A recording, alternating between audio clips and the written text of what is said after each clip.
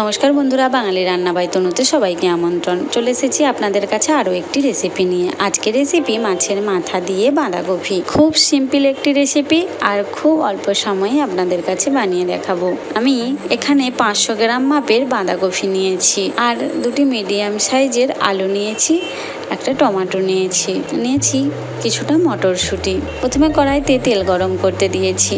হালকা তেল গরম হয়ে গেলেই দিয়ে দিচ্ছি হলুদ গুঁড়ো। ভালোভাবে নাড়াচাড়া করে গরম হয়ে এলেই আমি এখানে কাতলা মাছের মাথা নিয়েছি। মাথার এক টুকরো তেলের মধ্যে বেশ ভালোভাবে ভেজে নেব। একটু সময় ধরে উল্টে পাল্টে মাছের মাথাটা ভাজা হয়ে গেছে। এখন মাথাটা উঠিয়ে ওই তেলের মধ্যেই দিয়ে দিচ্ছি চৌকো চৌকো করে কেটে রাখা আলুটাকে হালকা একটু ভেজে নেব। হালকা ভাজা হয়ে গেলেই এর মধ্যে দিয়ে দেব ফোড়ন। মাঝখানটা একটু আলুগুলোকে সরিয়ে ওই তেলের মধ্যেই দিয়ে দিচ্ছি একটা তেজপাতা আর কিছুটা পাঁচফোড়ন দিয়ে একটু হালকা নাড়াচাড়া করে আলুটাকে আবারও বেশ ভালোভাবে ভেজে নেব।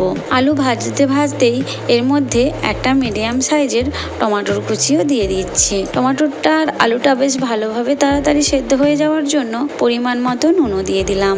এখন শিলনোড়ায় বেটে রাখা আদা আর জিরের একটা পেস্ট বানিয়েছি, সেটা 2 টেবিল চামচ নিয়েছি।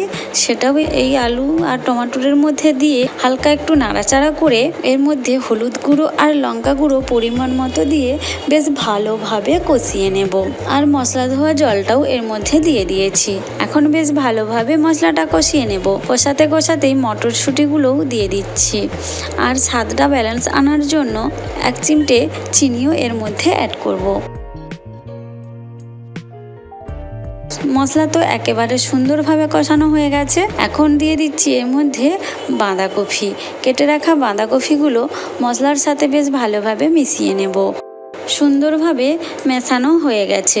এখন ওপর থেকে একটা চাপা দিয়ে দেব, যাতে তাড়াতাড়ি এর জলটা, এই বাঁধাকপি থেকে জলটা বেরিয়ে আসে। অনেকটাই জল বেরিয়ে এসেছে। আরও সামান্য একটু জল দিয়ে আলু আর বাঁধাকপিটাকে সেদ্ধ হওয়ার জন্য সময় দেব। আর এই সময়েই মাছের মাথাটাকেও দিয়ে দিচ্ছি। দিয়ে ওপর থেকে একটা চাপা দিয়ে দেব। 5-7 মিনিট পর ফিরে এসেছি। এখন মাছের মাথাটাকে খুন্তি দিয়ে বেশ ভালোভাবে ভেঙে মিশিয়ে নিচ্ছি। এখন বাঁধাকপিটার জল শুকিয়ে যাওয়া পর্যন্ত অপেক্ষা করব।